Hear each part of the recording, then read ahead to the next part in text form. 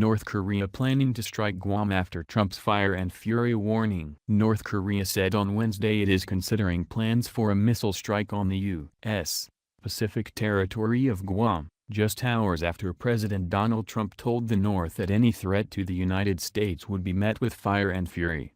The ratcheting up in tensions rattled global financial markets and prompted warnings from U.S.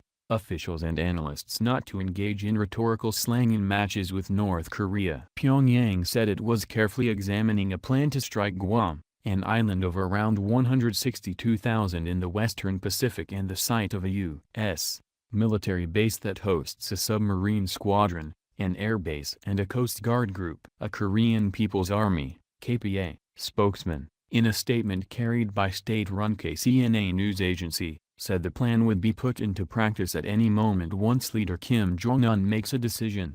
In another statement citing a different military spokesman, North Korea also accused the United States of devising a preventive war and said any plans to execute this would be met with an all-out war wiping out all the strongholds of enemies, including the U.S. mainland. Washington has warned it is ready to use force if need be to stop North Korea's ballistic missile and nuclear programs, but that it prefers global diplomatic action, including sanctions.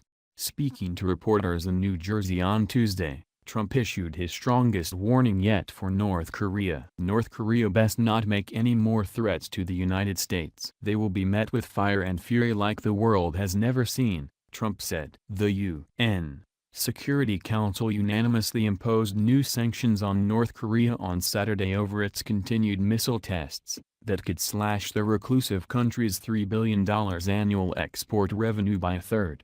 North Korea has made no secret of plans to develop a nuclear-tipped missile able to strike the United States and has ignored international calls to halt its nuclear and missile programs.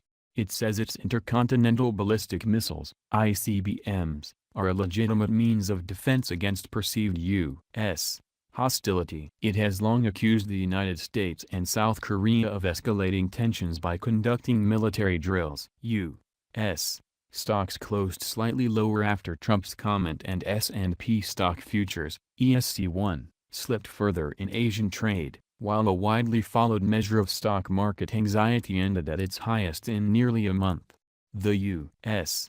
dollar index edged down and the safe haven yen strengthened against the U.S. currency after North Korea's response. Asia stocks dipped, with South Korea's benchmark index and Japan's Nikkei both falling 0.5%. Tensions rise. The United States has remained technically at war with North Korea since the 1950-53 Korean conflict ended in an armistice rather than a peace treaty.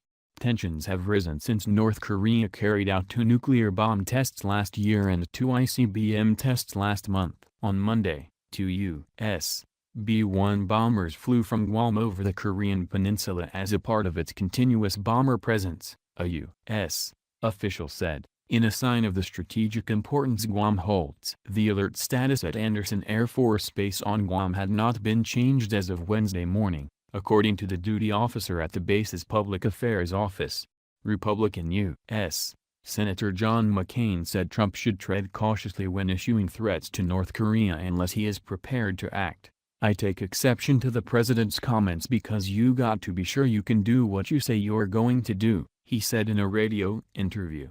The Washington Post reported on Tuesday that North Korea has successfully produced a miniaturized nuclear warhead that can fit inside its missiles, according to a confidential U.S. intelligence assessment. But U.S. intelligence officials told Reuters that while North Korea has accelerated its efforts to design an ICBM, a miniaturized nuclear warhead, and a nose cone robust enough to survive re-entry through the Earth's atmosphere, there is no reliable evidence it has mastered all three, much less tested and combined them into a weapon capable of hitting targets in the United States. North Korea's ICBM tests last month suggested it was making technical progress, Japan's annual defense white paper warned. War of words. Former U.S.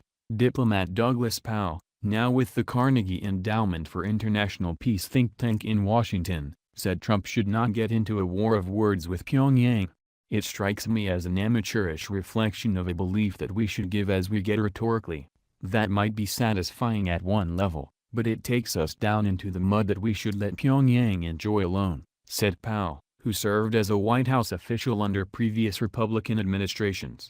Lockheed Martin Corp., the Pentagon's No. 1 weapons supplier, said on Tuesday its customers are increasingly asking about missile defense systems.